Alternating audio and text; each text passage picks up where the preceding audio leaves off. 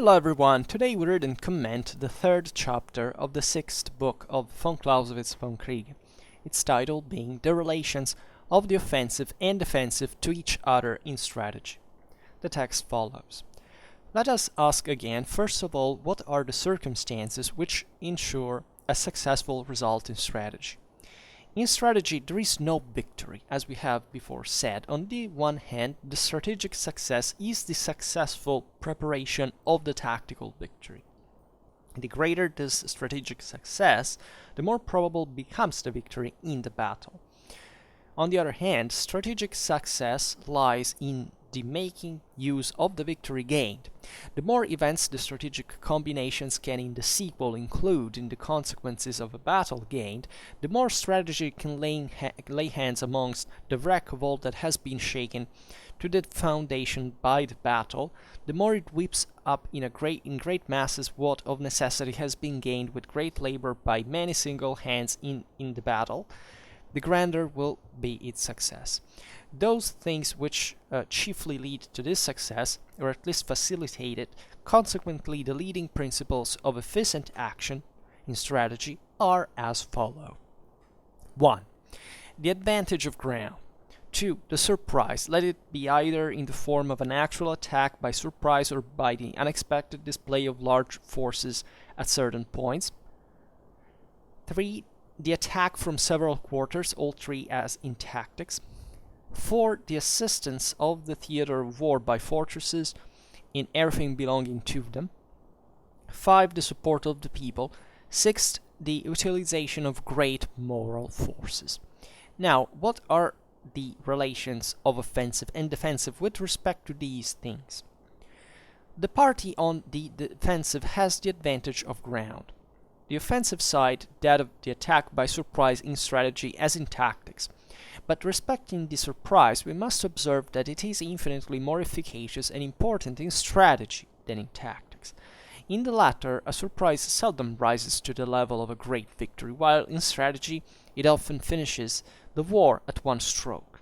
But at the same time, we must observe that the advantageous use of these means supposes some great and uncommon, as well as a decisive error committed by the adversary. Therefore, it does not alter the balance much in favor of the offensive. The surprise of the enemy, by placing superior forces in position at certain points, has again a great resemblance to the analogous case in tactics. Were the defensive compelled to distribute his forces upon several points of approach to his theater of war, then the offensive would have plainly the advantage of being able to fall upon one point with all his weight. But here also the new art of acting on the defensive by a different mode of proceeding has imperceptibly brought about new principles. If the defensive side does not apprehend that the enemy, by making use of undefended road, will throw himself upon some important magazine or depot, or on some unprepared fortification, or on the capital itself, and if he is not reduced to the alternative of opposing the enemy on the road he has chosen, or of having his retreat cut off, then there are no peremptory grounds for dividing his forces.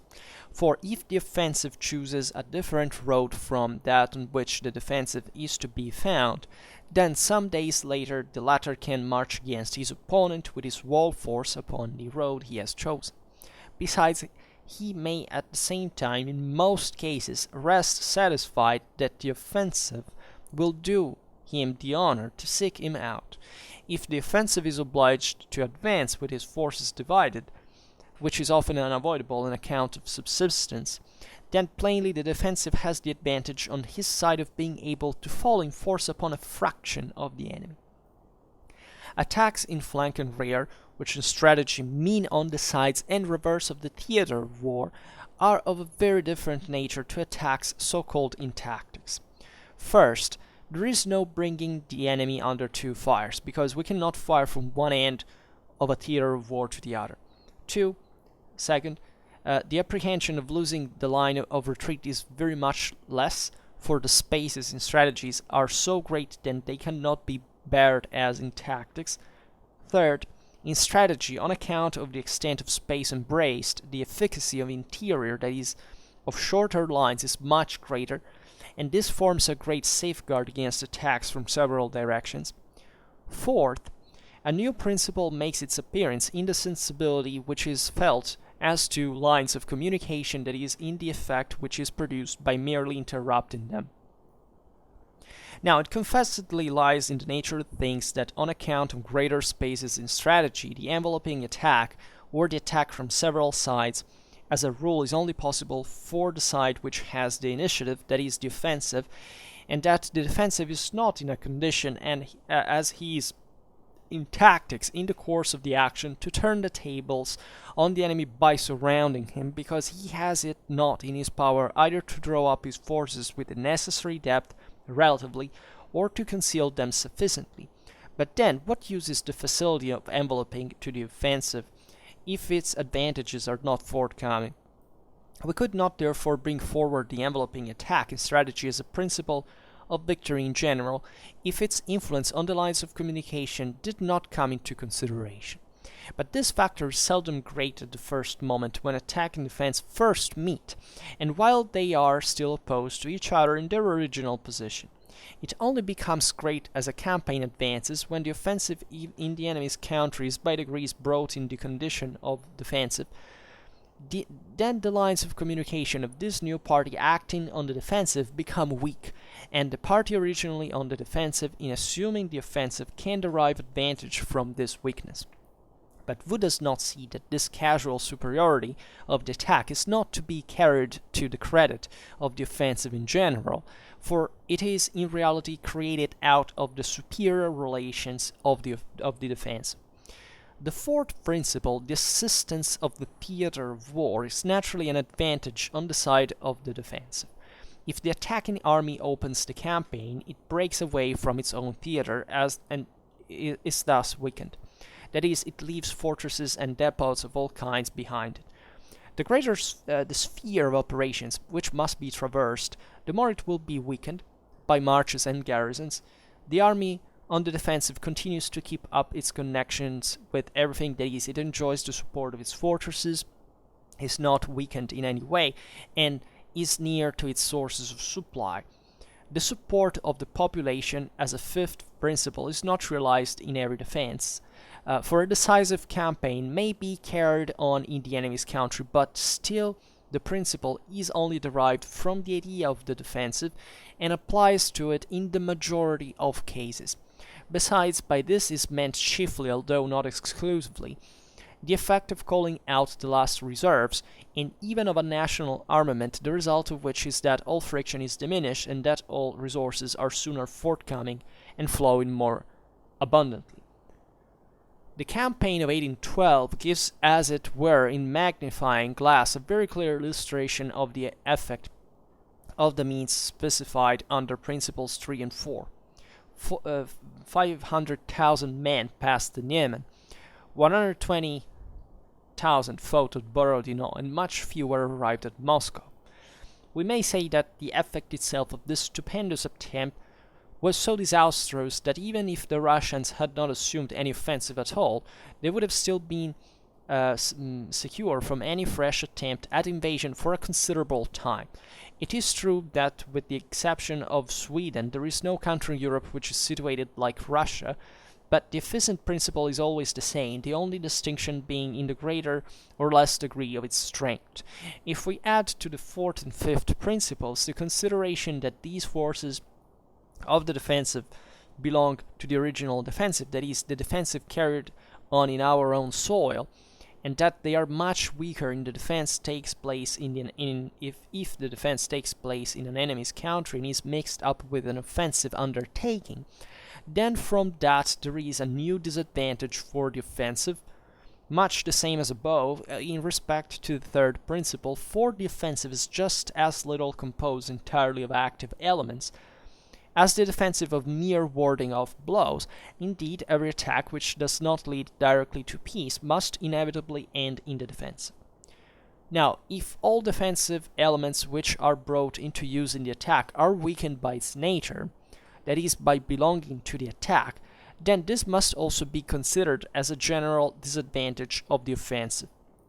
This is far from being an idle piece of logical refinement. On the contrary, we should rather say that in it lies the chief disadvantage of the offensive in general, and therefore from the very commencement of, as well as throughout every combination for a strategic attack, most particular attention ought to be directed to this point, that is, to the defensive, which may follow, as we shall see more plainly when we come to the book of plans of campaigns.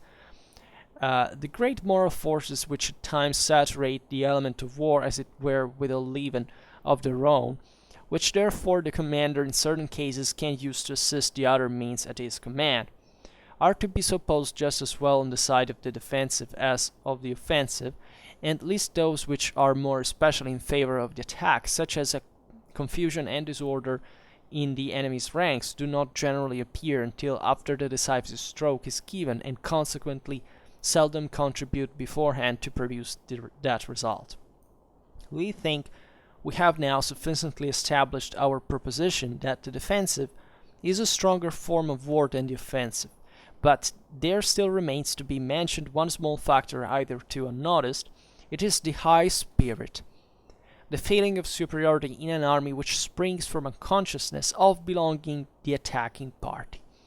The thing in itself a fact, but the feeling soon emerges into the more general, more powerful one, which is imparted by victory or defeat, by the talent or incapacity of the general.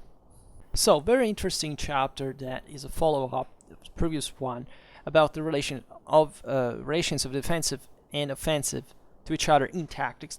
This is in strategy. So, simply commented. Von Clausewitz writes, "Let's ask again, first of all, what are the circumstances which ensure a successful result in strategy?" So von Clausewitz points out what we've already seen previously, that in strategy proper there is no victory, in the sense that, on the one hand, the strategic success is the successful preparation of the tactical victory that collects the fruits of combat. That is how you actually accomplish a victory.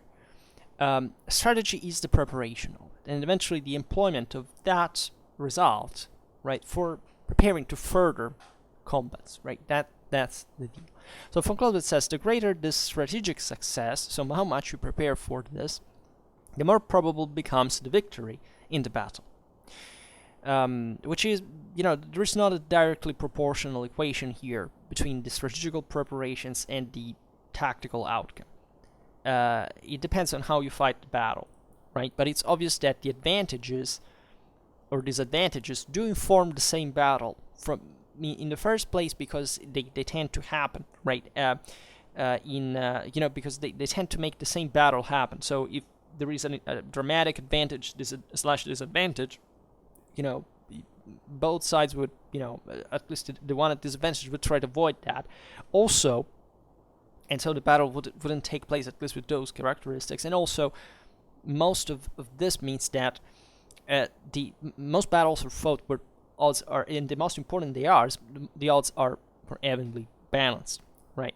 So, von Clausewitz then says, on the other hand, strategic success lies in the making use of the victory gained. The more, because it's part of that preparation, as we've seen, and the more events the strategic combinations can in the sequel include in the consequences of a battle gained, that is, how much you're able to capitalize upon a victory, the more strategy can lay hands on amongst the wreck of all that has been shaken to the foundation by a battle. From both sides, I presume here, in the sense that, it will reinforce your own forces, you will devastate further the enemy ones. We've seen this in the paragraphs about the pursuit and so on. So that gives you, also in terms of moral forces, the idea of how impacting a battle outcome can be also beyond the actual material loss that you have suffered there, and it can assume even sometimes disproportionate scale compared to the same victory, but that also because it comes to impact other spheres that go beyond strategy itself. So anyhow, we'll leave it there for now.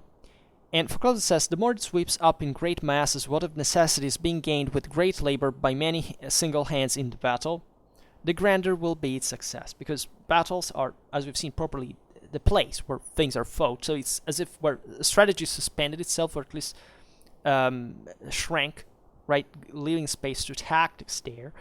And that struggle, that engagement, as we have seen, is usually well balanced, brings to a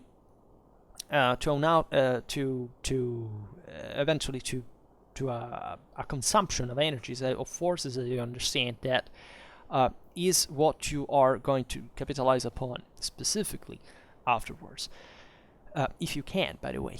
And von Clausewitz says those things which chiefly lead to this success, or at least facilitate it, consequently the leading principles of efficient action in strategy, are as follow.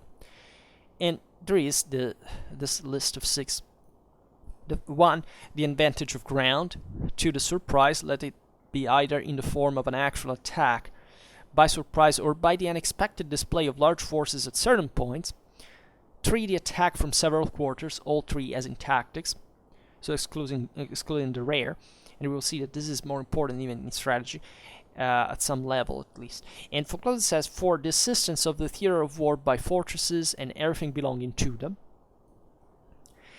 5, the support of the people. 6, the utilization of great moral forces. Now, what are the relations of offensive and defensive with respect to these 6 points? So we go. And von Clausewitz says, the party on the defensive has the advantage of ground. As we have previously seen, the offensive side, it always has it, in the sense that it doesn't matter how maybe wrong the choice of ground is, but still we're talking here in the the average terms. That is, yes, you may have committed contingently that mistake, but still the fact that somebody has to advance to you gives intrinsically to the defensive an advantage. Maybe it's irrelevant then, but still it does exist, and usually, as we've seen, the larger the engagements are, and the more the more it's important in a sense. So never underestimate this, never confuse the absolute and the relative in here, and give it the dimension that eventually in war it actually assumes. Von Clausewitz says the offensive side, that of the attack by surprise in strategy, as in tactics. That is to say, the attacker has this has the initiative fundamentally, so he can surprise, as we will see, albeit in strategy with more difficulty, because things are more locked there, right? In strategy, as we've seen, it's as if you increase things become larger by scale. So there are less things you can do compared to tactics, where there are, after all, more possibilities. I mean, things can go more straight from the odds than in strategy, right? Because strategy weighs so much that things you do very often are not even, a matter of choice. You're fundamentally obliged, in a sense. There isn't much room for maneuvering, as it may seem. Then von Clausewitz says, but respecting to the surprise, we must observe that it is infinitely more efficacious and important in strategy than in tactics. It does seem to contradict the point. Now, we'll see how it does. And why? Because here von Clausewitz is taking into consideration the fact that that surprise has been achieved, right? Which is something very rare, right? Von Clausewitz says, but it's more impacting there exactly because of the larger scale in which it would happen. Von Clausewitz says, in the latter, a surprise seldom rises to the level of great victory, while in strategy it often finishes the war at one stroke, right? So in tactics, actually, the surprise is relative, because unless it's a very surgical operation that strikes in the Schwerpunkt in a sense and manages think about concealed parties, things like that. But it's rarely such a big surprise, because at the end of the day you can expect there are less options there.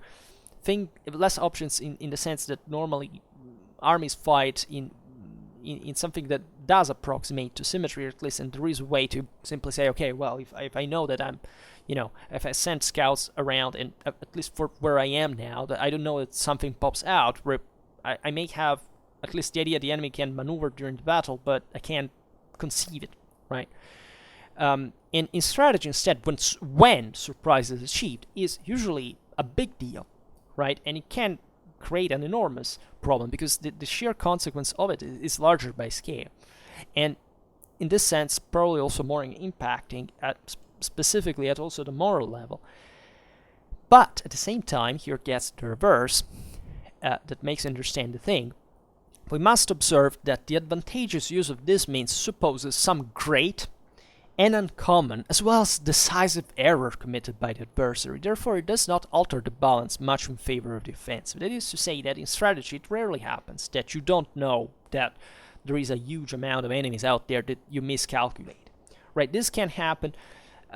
This does happen. Think about, we often make the example of the Germans on the Eastern Front during World War II. They had literally miscalculated a big deal of things, not just the logistical ones, but the simply the sheer amount of Soviet divisions. That is a big deal and will make a huge impact, and that's fundamentally what, not attacking would have been a better choice at that point. But why? Because there was a great mistake, right? Which is something great and uncommon that normally in a campaign that has been evolving back and forth is not committed. Because if you also look at, basically the Germans had already lost by the end of 1941. The thing went on for a long time.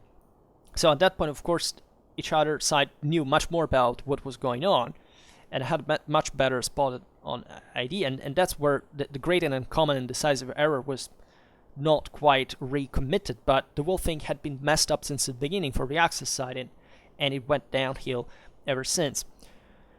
Now, so it's rare.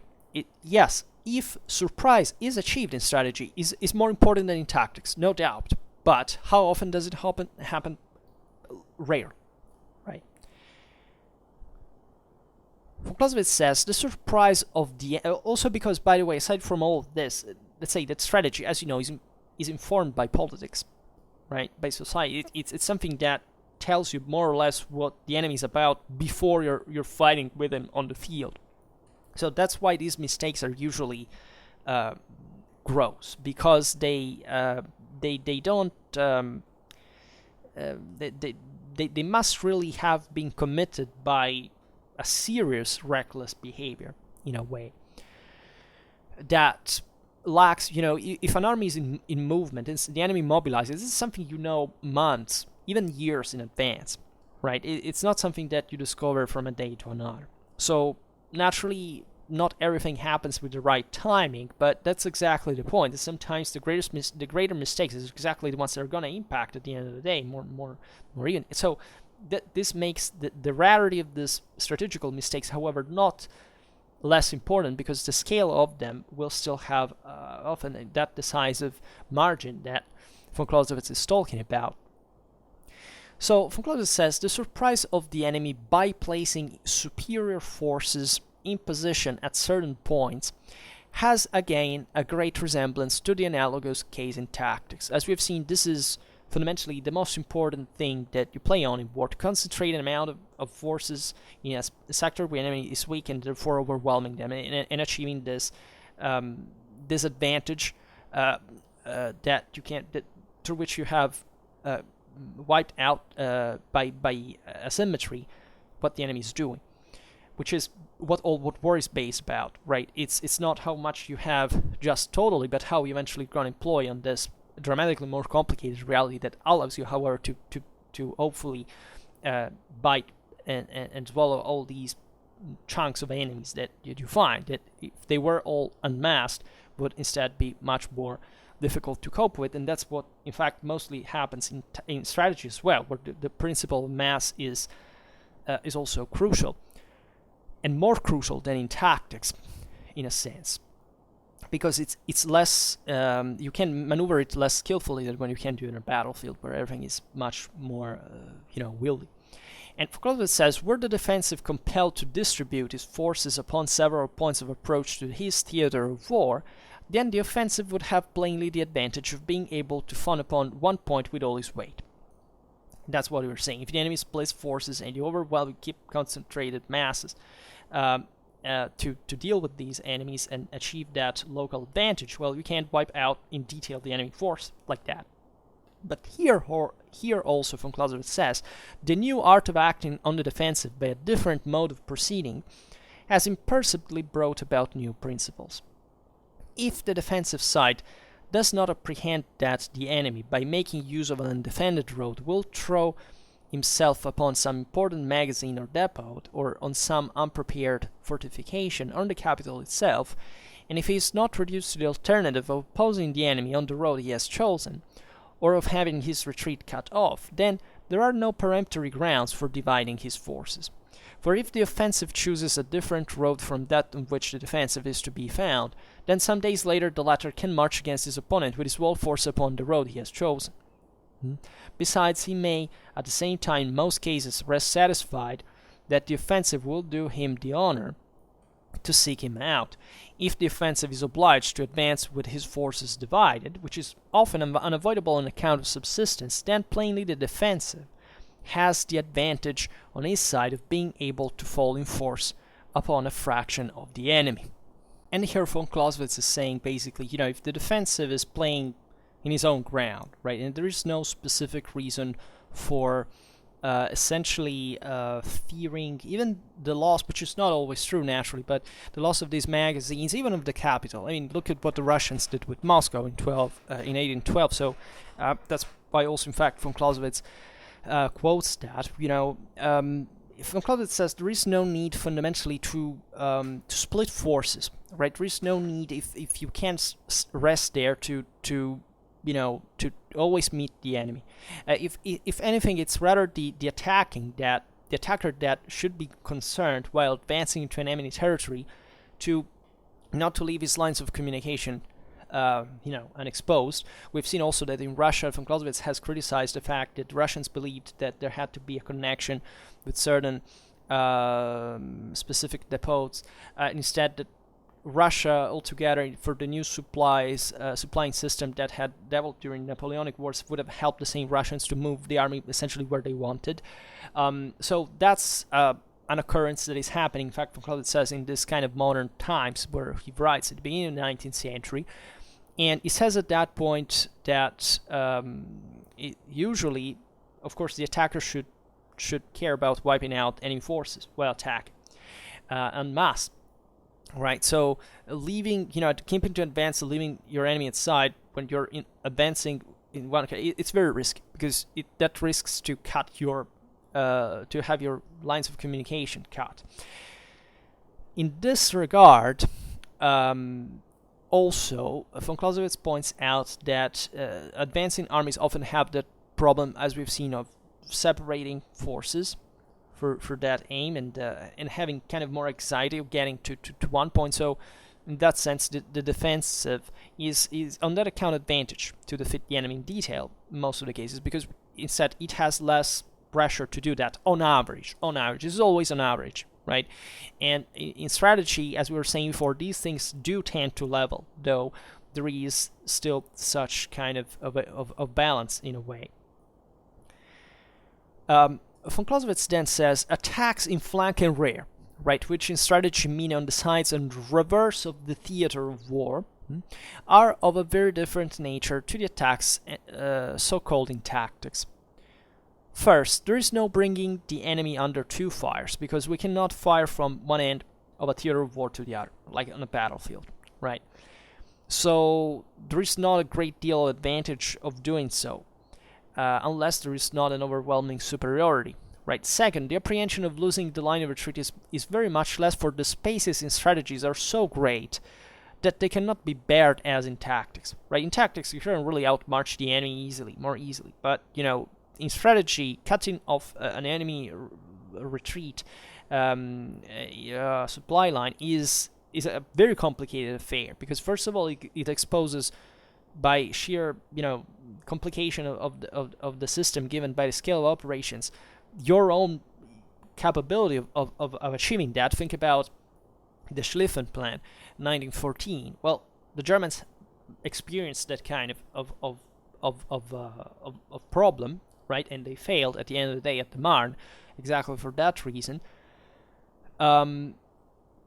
because they were suffering of stretching of their own supplies line, right? Even without having actually come behind the French line, which would have equated at that point to the collapse of the French army, but it was not even achievable. So that gives you, as events proved, so that gives you a dimension of how big these maneuvers would be, right? So it's obvious the smaller the armies, the easier it is, but the larger, the most difficult it is. And as we've seen, the larger the odds are more balanced. So for you to distract forces from your front, let's say, so what von Clausewitz here calls the theater of war proper, because specifically it's where practice makes troops concentrated, and you need to do that dramatically in strategy compared to tactics. In fact, as it's self-explanatory, given this phrase, it's not a good idea at all, right? It just weakens you and actually augments the frequency of the enemy of achieving that relative advantage at a local level that will have this dramatic impact in strategy, as we've seen. Then third, in strategy, on account of the extent of space embraced, the efficacy of interior, that is of shorter lines, is much greater. And this forms a great safeguard against attacks from several directions. The March 1914 from the French side is a very good example of that. That played a very, very important role. And fourth, the last part he also said that this prevents actually to cope with attacks from several directions. So not just from the front, but also from their outflanking maneuvers. And it's evident also because there's properly an arc. So you have to if you are the attacker in that regard, you literally have to come across a larger amount of space, and or at least a less supply than what the enemy can instead rely on. So that's where the problem is. Fourth, a new principle makes its appearance in the sensibility which is felt as to lines of communication, a line of communication that is in the effect which is produced by merely interrupting them.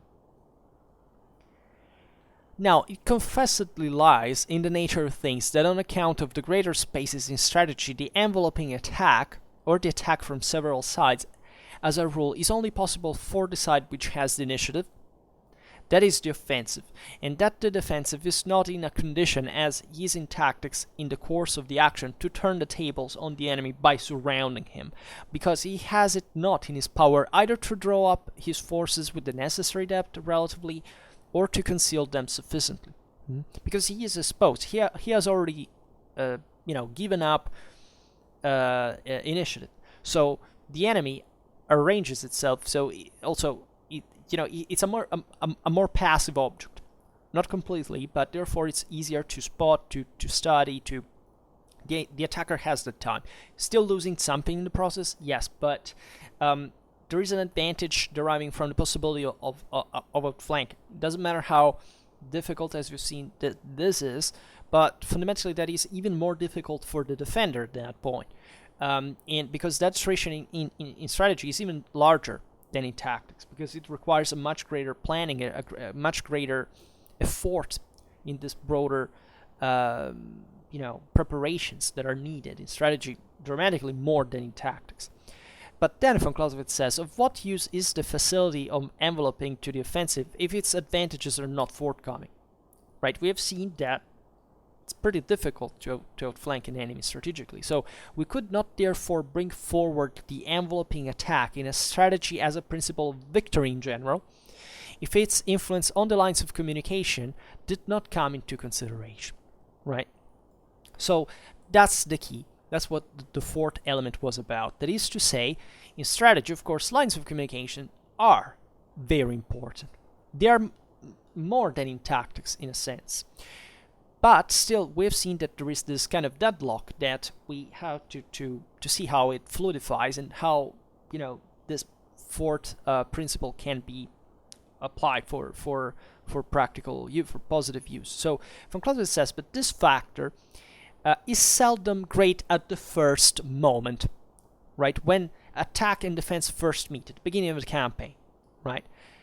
because they're already prepared for that. So they're they're fundamentally more likely to go against one another, right? Von Clausewitz says, and while they are still opposed to each other in their original position, right? Because they still have to test each other. They have to see what the other is about. They're not so eagerly, immediately prone to attack at the line of communication. They mostly have to test what's their overall resistance. And as we've seen, outflanking is difficult just in, most of the time. So von Clausewitz says it only becomes a grade as campaign advances, when the offensive in the enemy's country is by degrees brought into the condition of defensive. That is to say, at a certain point, that invasion will stop, will get bogged down in a way. And it does because there is obviously a resistance. It's not because of just an internal problem that naturally happens with the disorganization, the increasing difficulties in supply and so on, but because there is a resistant force that we often, in this subjective idea that we often have of war, that what I do, right? You have always to think that you're doing what you're doing because the enemy is doing something at the same time, right? And it's the most punching thing that can happen out there. It's the most active, pernicious, dangerous thing that is going on at the time, because otherwise it wouldn't be war. It would just be like kind of a trip in the countryside, right? So von Clausewitz says it only becomes okay. So then the lines of communication of this new party acting on the defensive become weak, and the party originally on the defensive, in assuming the offensive, can derive advantage from this weakness, right?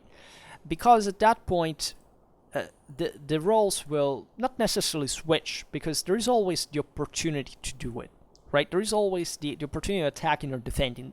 In war, that's basically it, right? Then the reasons why you should do that or not are all the problem. But at the end of the day, the thing is dramatically simple, right? It's not easy, which with most cases actually. So what does this mean overall? That of course at some point the enemy also will disperse more in the territory, will have these increasing problems. So you can at that point gain the upper hand on him by passing on the offensive, because as we've seen, there is no war without passing to the offensive at the end of the day, even if it's a counter-offensive.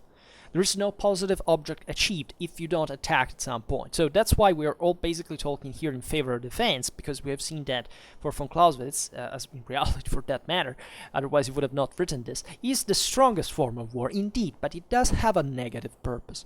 So war wouldn't make sense if this didn't transition into a weaker form of war because of these advantages deriving from attacking. That means just abandoning your position, that consumes resources, that exposes you, whatever, but that has a positive object that you normally pursue because you presume that by achieving that, you're gambling that, just like the defender is doing. But because you, in both cases, you presume that achieving that objective is gonna bring to more results than than that disadvantage that you suffer fundamentally from taking action. Right. This is extremely important, right? Because wars are not won on the defensive. Guerrilla, even, this idea of ambushing the guy, because by ambushing you're just passing on the offensive, and the idea is that guerrilla exists at the point you soften up the enemy, but then you have to concentrate forces to smash him like an army. Otherwise, what's the purpose of that? Of course, politics does intervene in all this, so it makes it fluid. There may not be this passing to the counterattack. I mean, look at the Americans. They won basically every battle in the Vietnam War. But that's also what refers to the to the constant control of politics on war in every single second, in every single instance, in every single combat. So that what happens under a strictly military point of view is not to be like in a laboratorium that just happens on its own, right? It's always determined by other things that go beyond the military sphere. But always the thing is that at a certain point you have to push forward, right? It's like the same Vietnam, when the Americans retreated, that's fundamentally what the North Vietnamese did, right? And then you pass on the counteroffensive.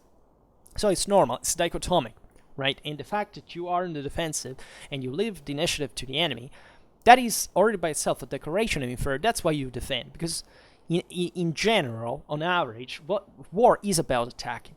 I mean, that's the best thing to do as an idea, right? Then it gets mitigated, and the best idea might be defending, but the best form of war, the most preferable, is the one that entails that action, that positive object. Doesn't matter the effort that you make, because at that point, if you do it, you're presumably motivated, and that's why we have seen, at the end of 6 points, that there is this obvious and dramatic reference to moral forces that are all what move all this, right? So never confuse, and that's where the connection between politics and war is so important, because there is something that makes you do war.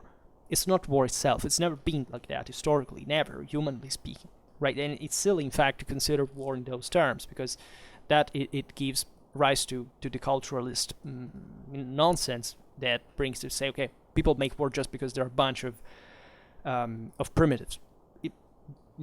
Just look at this, the sheer scale destructivity that we have achieved as civilizations, just to show you that that's not true, right? And that we still make war, and that the only reason why we have frozen it today is that because we are intelligent enough to understand that fighting it would destroy each other, and not because we wouldn't make war otherwise, right? Because that happens. I mean, it's not preferable. It's most of the cases not the right solution, but it's still there. Intrinsically, is nor bad nor good, right? It's just an option on the table of politics, and always remain for the sake of sane moral principles of saying, if anything, I have to save a person that is going to be killed by a criminal. You have to use violence at that point as well. But this is, don't get me started on this stuff.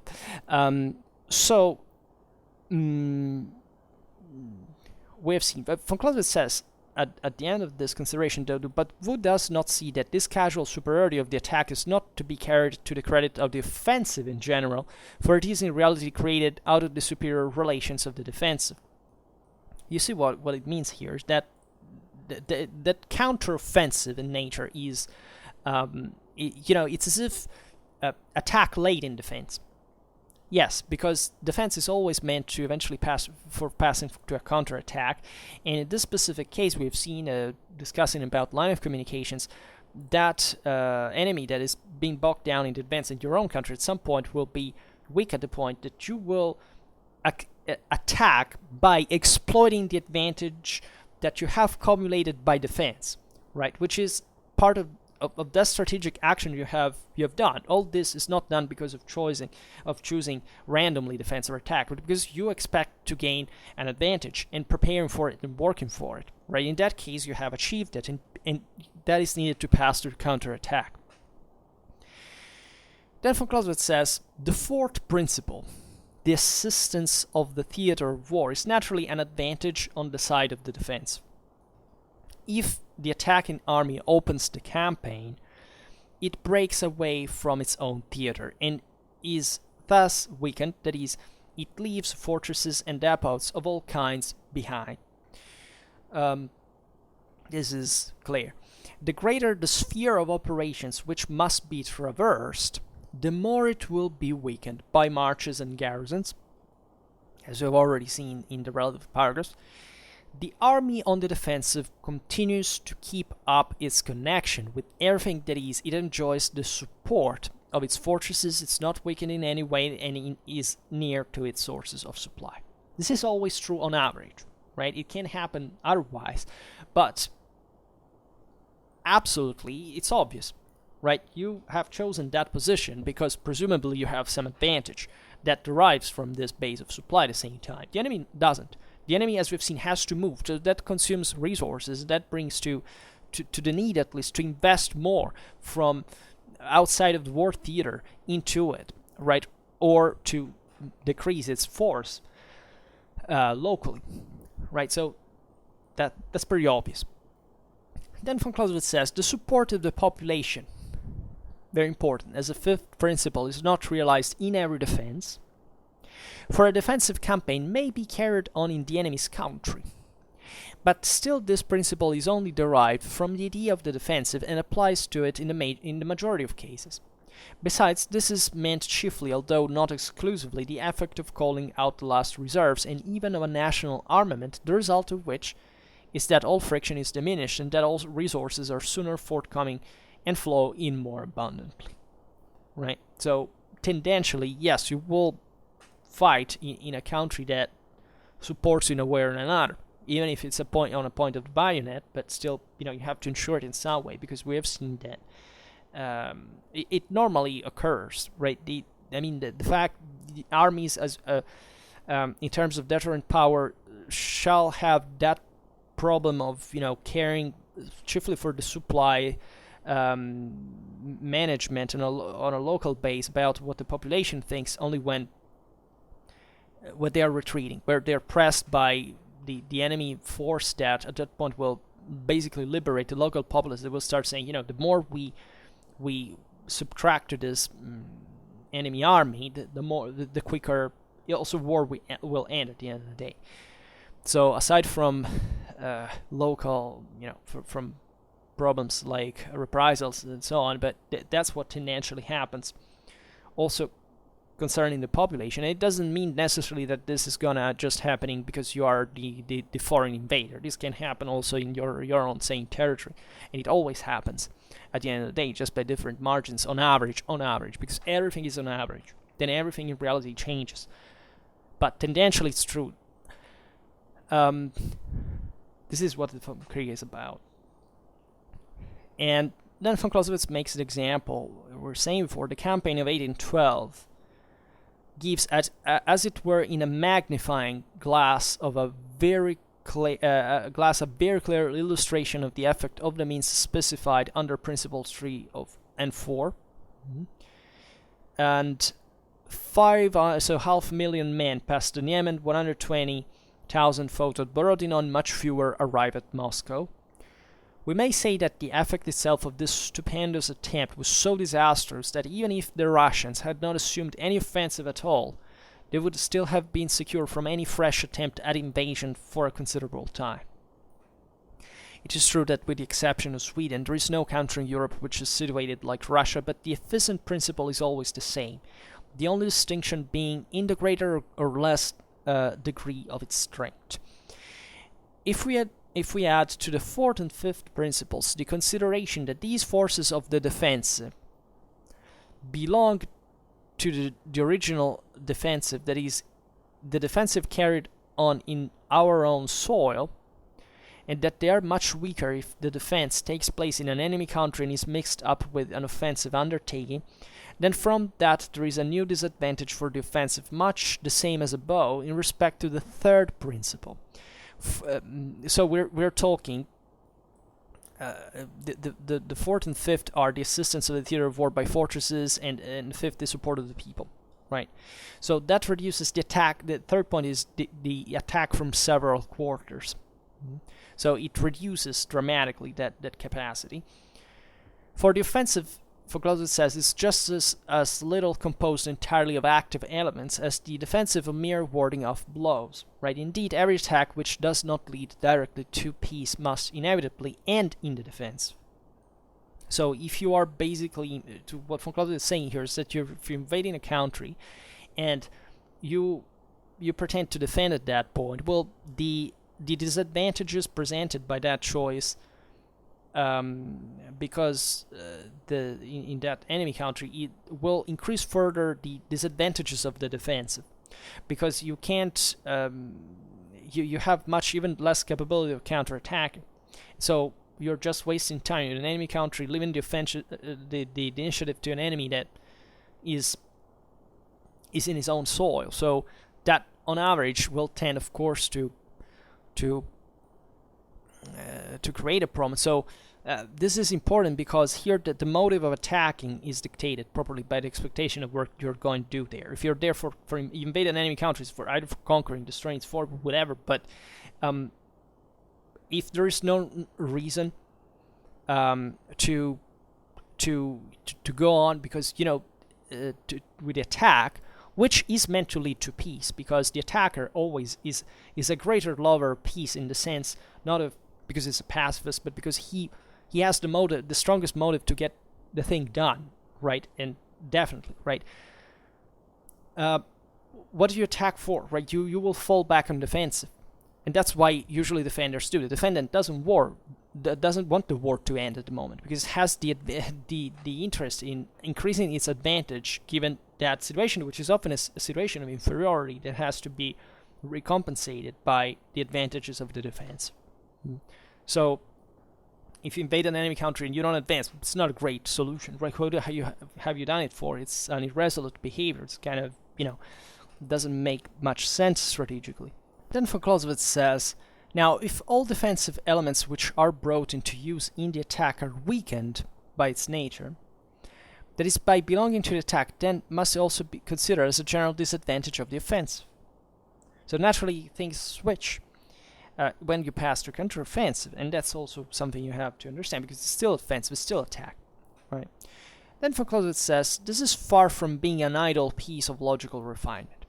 On the contrary, we should rather say that in it lies the chief disadvantage of the offensive in general, and therefore from the very commencement of, as well as throughout every combination for a strategic attack, most particular attention ought to be directed to this point, that is, to the defensive, which may follow, as we shall see more plainly when we come to the book on plans of campaigns, which is an acute observation, because it says it's not much about what you can do in an attack, which you should take into consideration while planning an invasion. But the problem is, how advantaged is the enemy by the defense? That's an easier answer to give, if at least you know as much as about the enemy than you, which is not the case.